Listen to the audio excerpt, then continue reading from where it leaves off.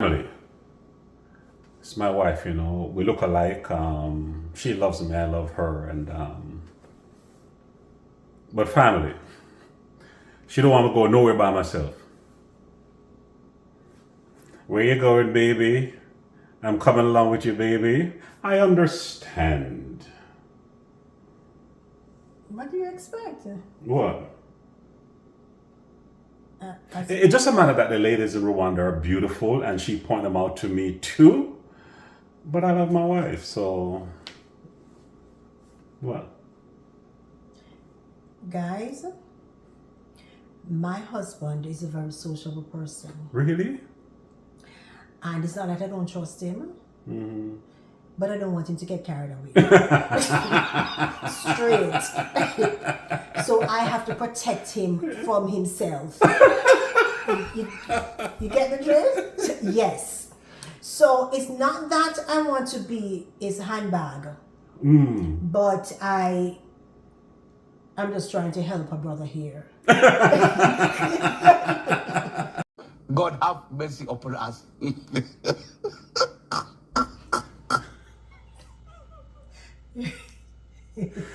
YouTube family, it's me again, Jamcan, the Jamaican Canadian, who is running away from the West to find peace and prosperity with his queen in the motherland. You always hear me talking like I can. Shut up.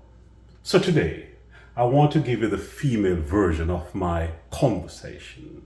You know, my wife here has so much to share with you, and it's only fitting that I give her that moment to share her experience and how good she feel about changing from the Western world to the Eastern world. My queen, my one and only, my number one, and there's no number two. Lyrics, people.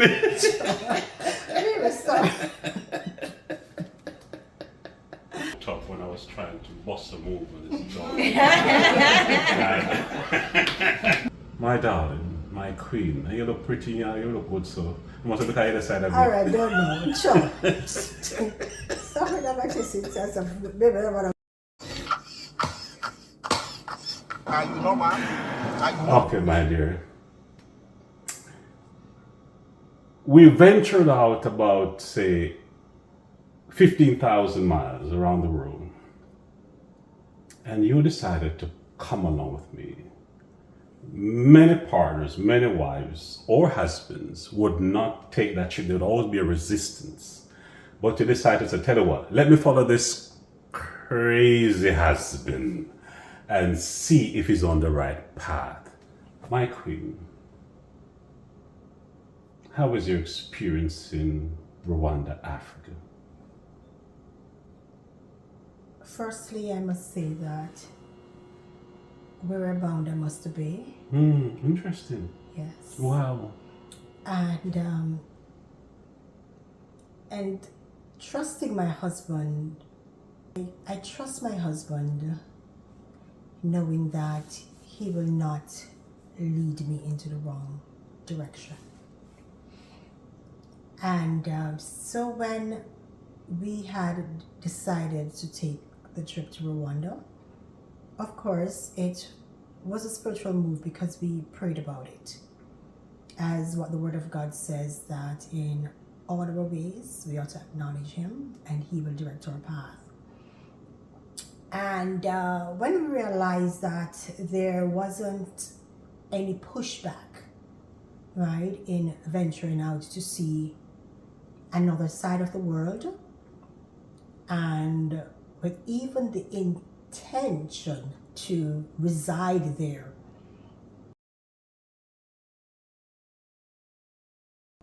I remember even suggesting it to some family members and friends, and they were like, "Now you're crazy, Africa," you know. And it's all because of what we were, told. I've always said that we have been bamboozled by the Western media to show all the negative side of Africa, and so it gives us a little shiver when we talk about going to Africa.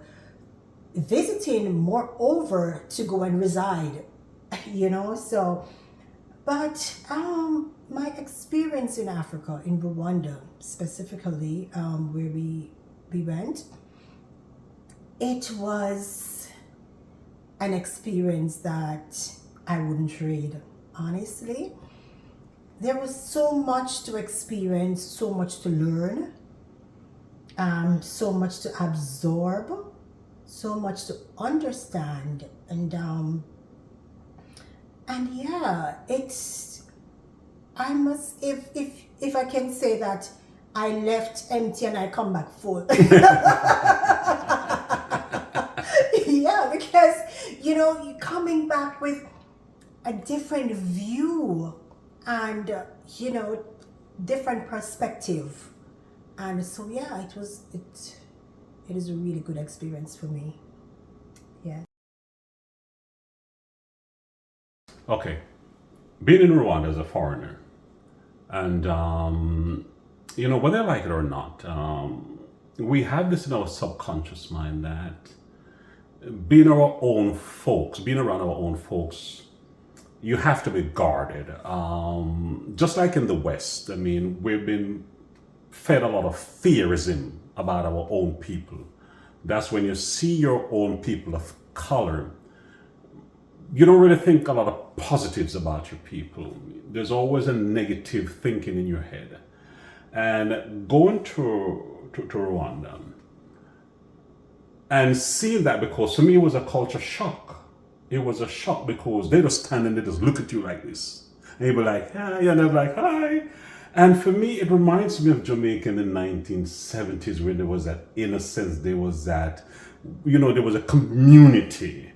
I mean, compared to where you are, say in Canada, Jamaica versus Rwanda, based on human relations as a foreigner, how do you feel? How were you received? How were you received from the locals and even people, diasporans who have been there? How did you feel? I felt a sincere connection and welcoming. You will go into the marketplaces or, even on the streets or wherever, and people they're always just so cordial, and you will pass and they will say, sometimes you might not even understand their language sometimes when they're speaking their local language, but they will always, give you that stare and that smile. It's just so warm, and as Richard alluded to earlier, when he spoke of what it reminds him of reminds him of Jamaica in the 1970s. Well, let me say in the 80s. But you felt this level of sincerity and freedom, and no hostility, and you feel that connection, and trust me, it is something that I really do embrace, because I was even saying to someone recently that I miss these days, because even coming here in Canada, and trust me, it's just different, because sometimes when I just came here, it was like a culture shock, because you are used to back home in Jamaica, everybody, hi, you pass your neighbors, you say good morning, how are you, and you can stand at someone's gate and you might have a conversation and stuff like that. Sometimes as if you're just so invisible here. You are invisible. And so it's going to Rwanda and experience what I knew from back home. It just bring a whole new life, a really whole new life. And yeah, I really do admire that. How about safety? Did you feel like you could let your guard down and just be yourself? Absolutely. Listen, no matter what time of night, you know, you always see the police patrolling, and it's not to say that there any violence or crime per se, but it's just how their system is structured. You know, so even as a female, you can walk freely without even feel as if, you know, someone is going to attack you or you feel unsafe. Because coming to Canada, I really do experience a level of safety. But going to Rwanda, as if it took on a new life. And you're around black people. Absolutely. Yeah. You know, and it's good. Yeah. Wonderful, wonderful. What about the food, the culture and the vibe? Because when Nyami Rambo, you just say, eat the whole of the food. Nyami Rambo, she just eating everything. Oh, you ain't getting to my bullshit, you know. What about the food and the vibe? How did you feel that, the energy? Before I even go into the eating out, the food that we go into the marketplace and buy, guys, listen. See, back in Jamaica, when you can get the real, authentic, organic food, not like here, when you have all the GMOs and all those things that's killing us off slowly. Listen, if you buy a bulk of stuff, maybe like tomatoes or different fruits and vegetables or your lettuce and stuff like that, listen, don't expect it to last 2 weeks, 3 weeks, 2 4 or weeks. 3 weeks. It decomposes like in days. Absolutely, these are organic stuff.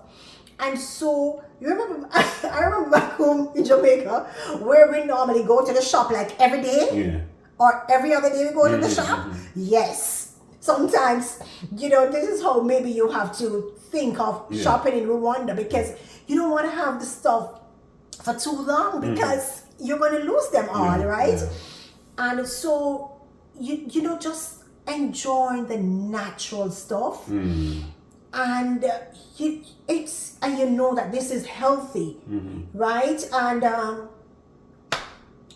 give you a joke. I remember someone brought us some bananas. And when I saw the bananas, I'm like, oh my God. I said, maybe they brought us plantains.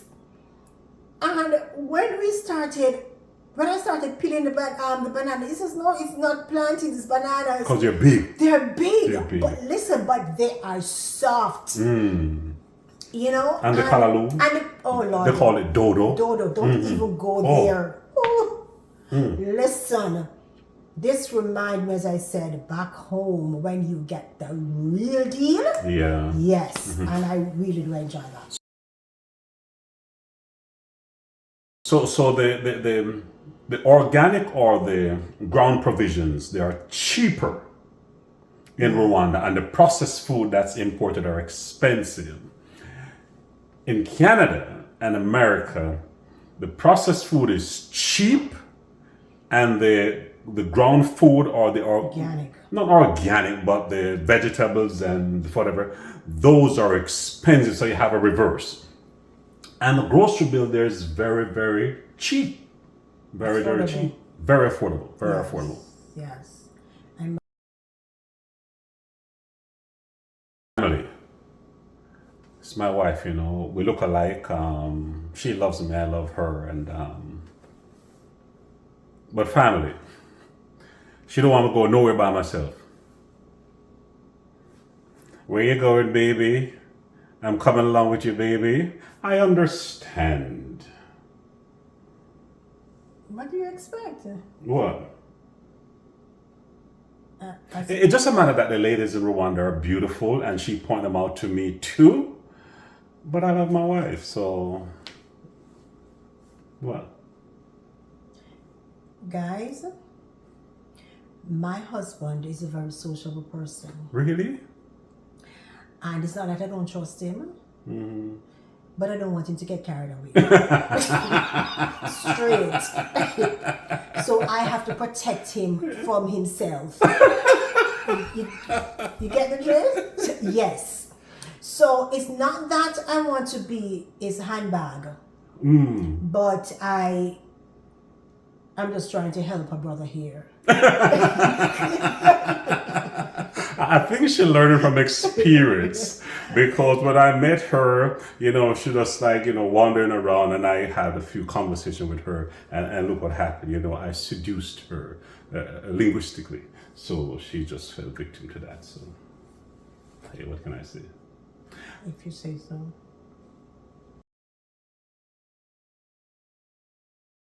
Living in Africa, most people see Africa as a phobia, as, oh my God, dark continent, it's bad, everything bad.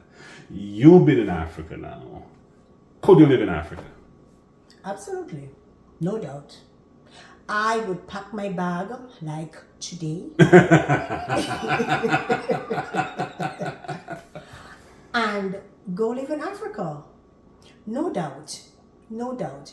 You see, guys, when you are able to experience something that you have been longing for, and it's just something that is calling you, because as I said, the life that you are used to, and over time, all of that, because of the cares of life and everything, and the transitions, and trying to just trying to Survive. to survive, and chasing the dollar. And it's No life. Sometimes I said to someone the other day, sometimes I feel as if I am existing and not even living. Because you come to a first world country and it's all about chasing the mighty Chasing dollar. the dollar, yes. And when I can find myself, in another country where I feel as if I can, live a good quality of life. And trust me, that's what most of the times we are missing. We are just living, but are we living a good quality of life? We're existing. Absolutely. And it's very important, and most of us, sometimes we compromise, and because we want to achieve, and of course we all do want to. That's why most of the times we leave our country, because when there's no opportunities sometimes, and we come to a first world country because we want to achieve, right? But sometimes the price is so expensive, and where we might even die in the process Trying to achieve. And I think that there are times when we need to just step back and validate and ask ourselves the question, what is more important?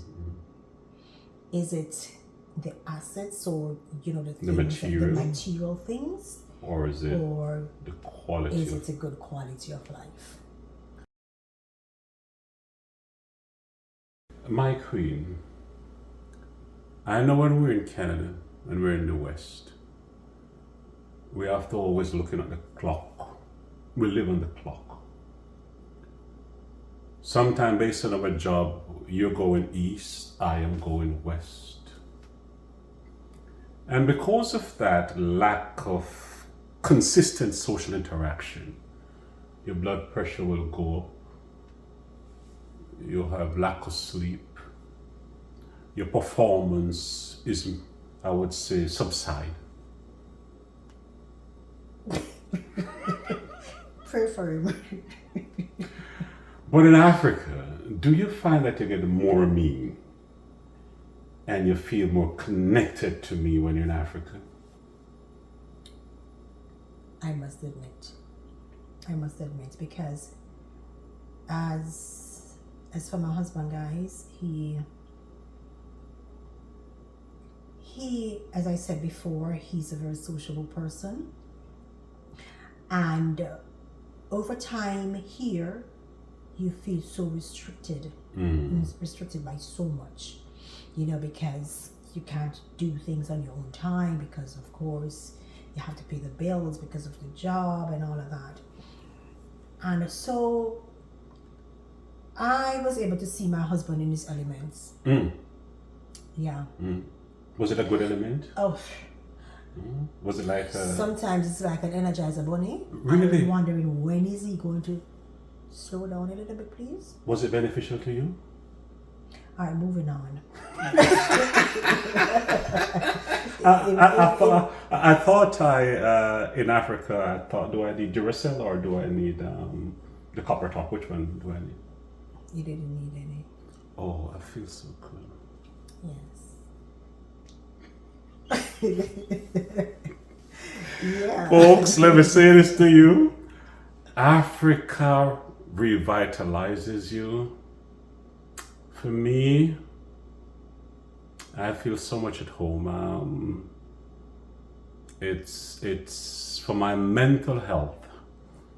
It is so good. I've always wanted to be in an environment where I can be around my own people and I don't have to be fearful of my own people. And one of the things that we carry in the West, we carry this thing because the media constantly keep inoculating us by showing us the bad images of our own people. So psychologically, we become fearful of our own people. And it feels so good to just walk around, Maricosi, hi, how are you? And you get that response. Even the ladies, they just stop and look at me. I know I'm old, I got some beard, but hey, when they're looking at you, you feel real good. You know you got it. Ain't that right, baby? That's what I'm talking about. Let me digress. That's why you have to be my handbag?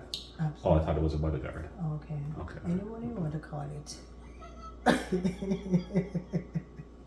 Are you enjoying it, darling? Good? Yeah. You're enjoying yourself? Is there anything to fear? Huh? Not at all. Okay, not at all. Good. So what would you say to persons in the diaspora about what would you say? Would you take them visit Africa or what? Yes, guys. I would recommend that if you're able to take the trip, take it and see for yourself, because there's nothing beats an experience. Because we could be here telling you, and you could watch even other bloggers and the media, but when you come and experience for yourself, because everyone knows what's best for them and what will fit their niche, right? And what might be suitable for me and comfortable for me might not be for you. So I do advise people, if you can take the trip, take the trip. And as we know that there are 54 countries in Africa, and there's so much to experience. Listen, guys, take a trip. I would advise anyone to do that. And I compliment her on that, because to be honest, folks, to be really honest, you can't trade being around your own people that look like you. The foods, you might not know the language, but the vibe, you don't have to feel like you have to be conscious of yourself. You don't have to be classified as the well-spoken black guy or the well-spoken black girl or the decent one, or he's okay. At my age, I just want to be me. And Africa calls me, and like my wife says, where you bound, You must obey. there you go.